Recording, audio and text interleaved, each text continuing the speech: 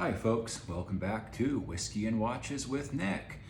Today we're going to do an old classic in the American whiskey world, in the bourbon world specifically, and one that I've actually somehow never really had before. Touch on that in a second. We're in the Mako 2 again, won't get into it, been there, done that. Tonight we are doing Wild Turkey 101. So like I said, I've never had 101 before. I've had the lesser proof Wild Turkey expression, which I think is like an 86, and all I can say is don't.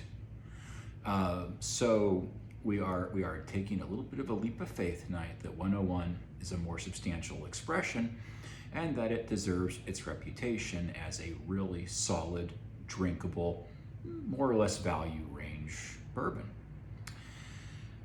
It's a Russell's. I don't drink a lot of Russell's. I'm mostly a Brown Forman guy when it comes to bourbon, or an Evan Williams kind of guy. So let's just jump into it. Quick stats. 75% corn. The reviews I've read say that it does not drink like a corn whiskey, that it drinks more like a rye forward whiskey, which is weird because it's like 13% rye, but we'll find out in a sec. And it's, true to its name of Wild Turkey 101, it's 50.5 ABV. Okay, let's crack it, let's pour it, let's nose it, let's see what the hell's going on here. As you can see, I had such tremendous faith in the brand that I went and spent $3 on a 50 ml bottle at the local liquor store. Yeah. Hey, sometimes buying these little sample bottles is just the way to go. Unfortunately, my corner store has a limited selection, but hey, do what you can. Okay, so,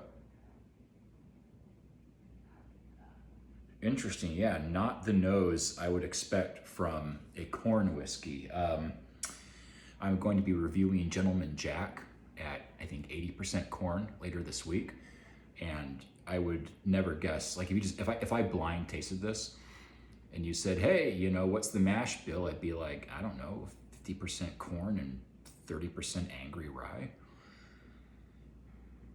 Let's swirl this a little. There's actually more going on here than I was anticipating. So give me a sec to collect myself.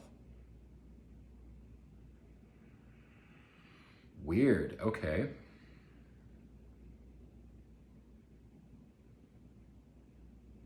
So yeah, true to some of the tasting notes that I've read elsewhere, like on Breaking Bourbon and Whiskey Jug, there's a bit more spice, which I read described, in my opinion, correctly as peppermint. There's also like an oily, sort of herbaceous, oily smell here, which I can't put my finger on or my nose on. Anyways, I don't have friends.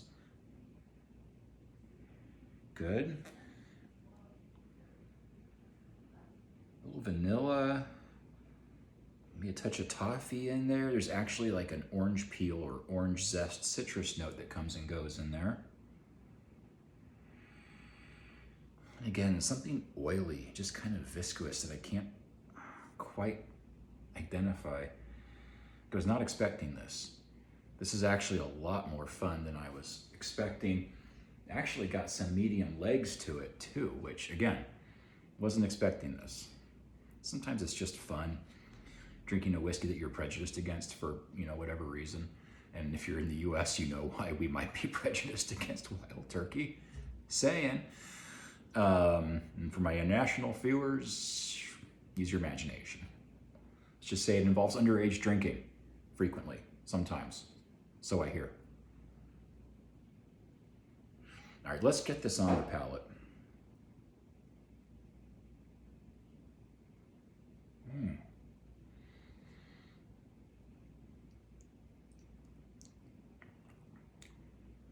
Okay, yeah. 50.5 just got me there. It's my first time drinking. Wow, so a little bit of initial corn softness on the palate. Immediately eclipsed by, like, again, some of that citrus that came and went on the nose was right there in the palate, along with some anise, some caramel. Was there bubble gum or was that just the corn? I don't know. One way to find out. You see, as whiskey tasters, we sacrifice ourselves for science. We put our bodies on the front line of discovery. Or, you know, whatever.